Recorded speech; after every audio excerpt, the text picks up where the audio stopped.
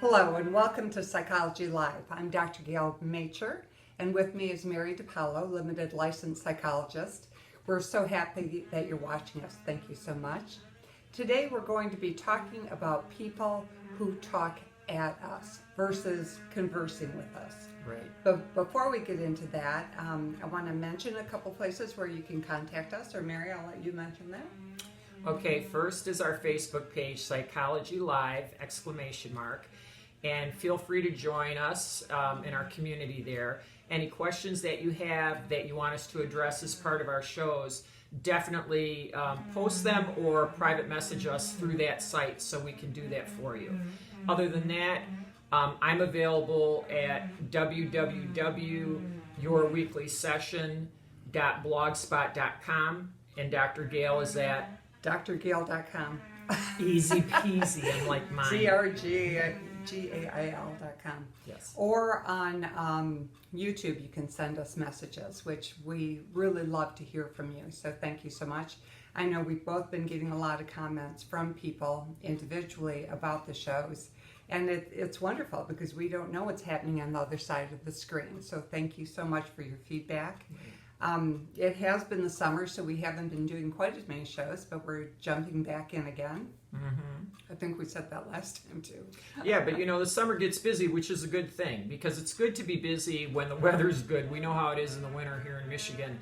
But we appreciate, because, I've had clients and people around town saying, when are you going to do another show? And it's like, oh, we better do it before too long or they're going to forget who we are. So that's why we're here. We want to help, we want to encourage, we want to inspire, and hopefully motivate you into a better, happier, and more peace-filled life. So today we're going to be talking about the personality type that talks at you. They don't communicate back and forth with you. They don't really want your feedback. They talk at you. And everybody can relate to that. I happened to be with a friend not too long ago, and we were sitting there, and I noticed someone that we both knew from our way back past and called that person over, and immediately she launched into talking at us as if she were an expert on all things given her subject of interest that she was talking about. And that's what she did. Now, to say this is annoying and makes us as a listener feel pretty bad is the understatement of the universe, because nobody likes being talked at. And so we want to help you understand why talking at a person occurs. The one thing I said to my friend as soon as this person, well, let's put it this way, I got rid of her, because you know me, I'm like, oh no, this ain't going to fly for the next half hour. You got to go or we got to go.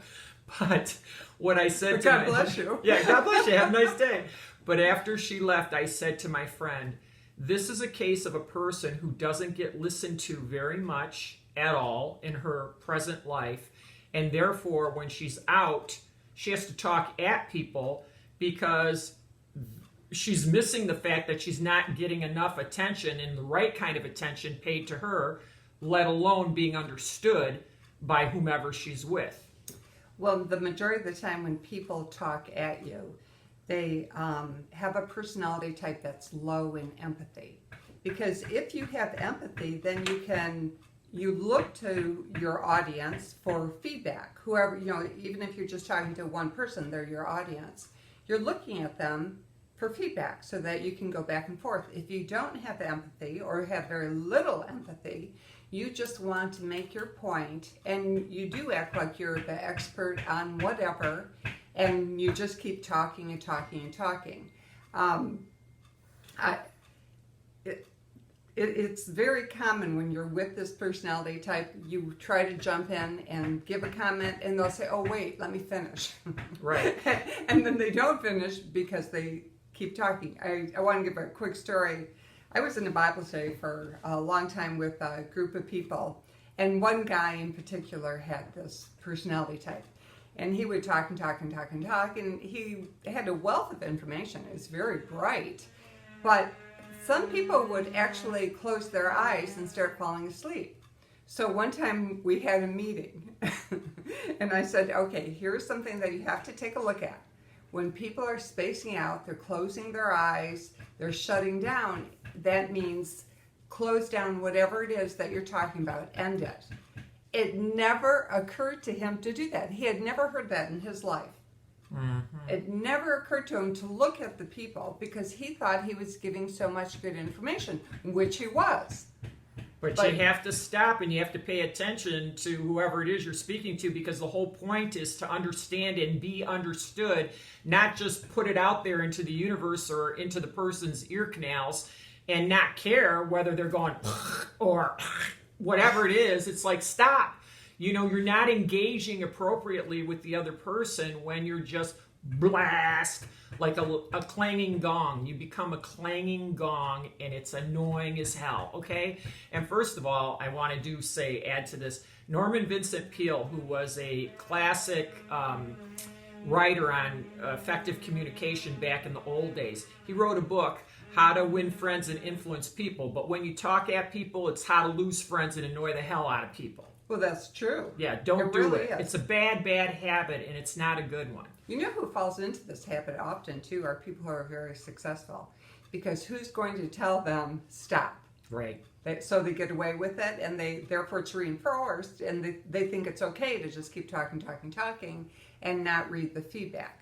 So one of the things we want to present to you are some ways that you can cope when someone's doing that to you.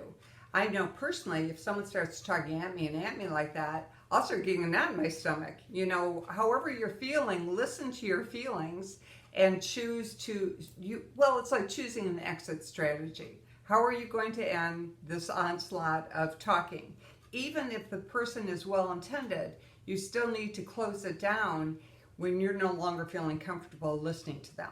Right, and in this day and age where we have all the stuff going on blast on Facebook about politics and Israel and Palestine and global warming and all these hot button topics, people don't practice or want to consider their options relative to how do you shut this down? Because people would rather just sit there and put up with it and get annoyed and then walk away mad than deal with it in the moment. We're all about teaching people how to confront appropriately what we consider offensive behavior, and talking at somebody when you're the listener is offensive behavior when you don't want that to be your story for that 5 minutes, 10 minutes, 20 minutes, half hour, however long it lasts.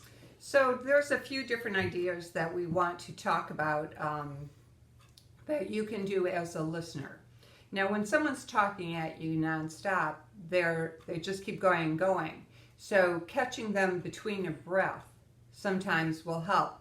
And even if they say, wait, let me finish my thought, say, well, wait a minute, I want to address what you just said, so that you're able to go ahead and say something. Whatever it is they were talking about, what your opinion is, or change topics. Or catch them between breaths to say, I gotta go, bye. Because guess what? If you really do have to go, or you're thinking, your head's gonna fall off your neck if you have to keep listening to this, then just catch them between breaths and say, I gotta go. It was great seeing you, bye, and get your rear end up and go. Especially if it's a social situation and not a professional situation. Something that I tell people many times for several different situations, but especially for this one, it would work. You can always say you need to go to the restroom. It's acceptable. You know what?